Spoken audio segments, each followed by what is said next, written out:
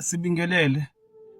Kule video ngifisa ukukhuluma ngezinto eziwu-3 abantu besifazane abafidwe zona noma bafundiswe zona noma bazitshela zona ukuthi zi-right kanti ziwushevu kubona kanti ziyaba-corrupta. Izinto eziwu-3 abantu besifazane abafundiswe zona noma bayitshela zona. Number 3 ilento yokuthi uma umuntu wesifazane your past doesn't matter.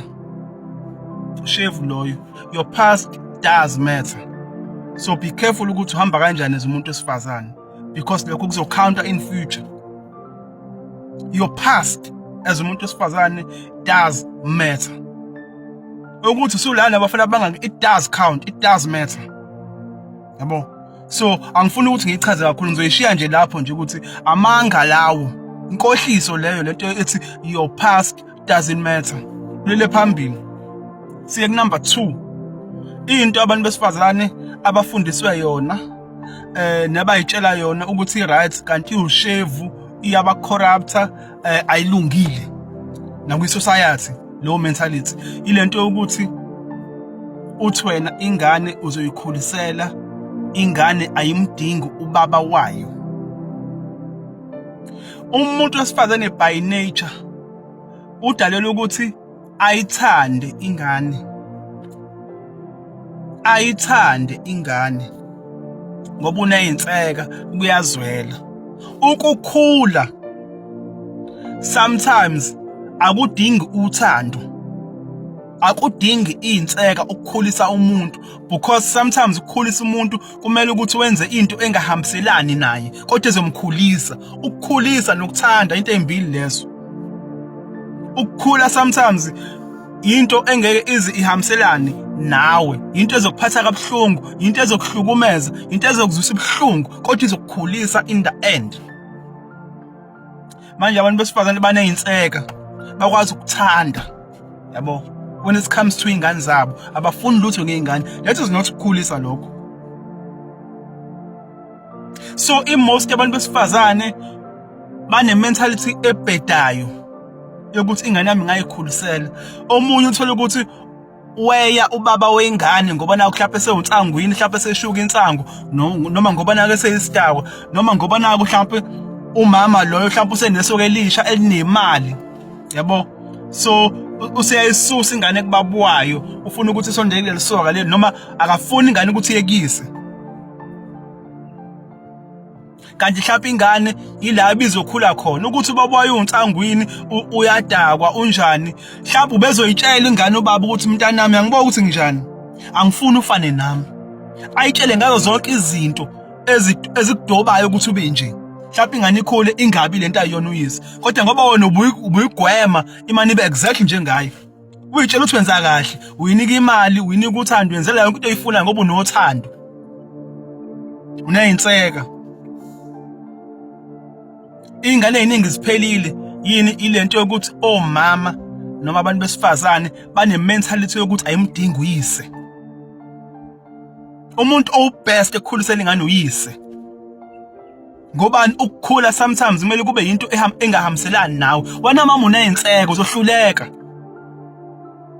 Ake ngenze example elula. Inkosi iLembe masibuka lapha khona lama episode ebekade idlala, iseries ebekade idlala, right? Sekuyavezwa lapha ukuthi inkosi iLembe isakhula baphuma kubo kwaZulu, right? Kodwa unina noma umama wenkosi uNandi, indlovukazi uNandi, wayebona ukuthi indodana yakhe ufuna ukuthi ikhule, ayikhulile. Wenze njani? Wathi ngizoyikhulisela mina? No. Wamfunela i-father figure which was uGendeyana, uGendeyana induna kaQwabe. Waphinde futhi baya kaMthethwa la khona afika khona athola khona i-father figure which was inkosi uDingiswayo. Wak-understand lokho ukuthi ingane yami ukuze ibe indoda idinga i-father figure. Abantu besifazane bamanje bazi ukuthi ingane ayimdingi uyise. ngikhona nje mina ngi-independent, ngiyasebenza, ngiyayinika imali ingane yami, idingani kuyena. Isibotho lesi ukukhulisa nokuthanda ingane into ezimbili lezo. Abantu besifazane bagudwa kakhulu ekuthandeni. Ingane yamdinga uyise. Bese kuzothi number 1 ushevu ofunzwe abantu besifazane, and sekuyi-mentality yabo lento sisemakhanda, right? And bayitshela ukuthi right kanti ayikho right and ayilungile for i-society. Ilento yokuthi abantu besifazane sebeyitshela ukuthi bayalingana namadoda. Ake simtshele nje kahle nje, umuntu wesifazane akasoze alingana nendoda. Ngikhuluma ngendoda mina, indoda engampela, not umuntu wesilisa, not indojeyana, ngikhuluma ngendoda. Umuntu wesifazane nje akasoze alingana nendoda, right? Manje bafunziwe lento kubezwe besho bethi hayibo uhulumeni uthi 50-50, uhulumeni uthi 50-50 when it comes to ama-opportunities, ukuthi nani tholani amathuba afanayo nabantu besilisa kwimboni yakhe ey'ntweni zakhe lezo noma ey'nkampanini, not emzini, not ekwakheni umuzi, not nje ekwakheni umuzi. Indoda iyalida, indoda iyalida. Umuntu wesifazane ubuswa indoda, full stop. Umuntu wesifazane uyafana nengane. Umuntu wesifazane muney'ngane eziwu-4 kweyos-5, manje ngaba kanjani ngu-50-50? Angakubonisa as i-advisor yakho, as umlekeleli wakho, kodwa awulingani naye.